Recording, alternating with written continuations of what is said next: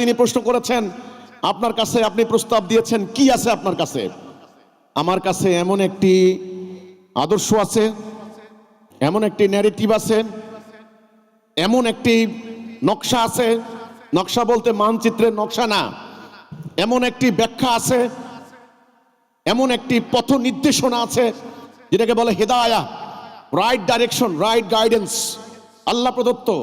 ভারতে দাদা বাবুরা তো বিশ্বাস করেন ঈশ্বর প্রদত্ত, এটা ওনারা বিশ্বাস করেন। এমন একটি আদর্শ, এমন একটি ব্যবস্থা আল্লাহ আমাদেরকে দিয়েছেন, আলহামদুলিল্লাহ।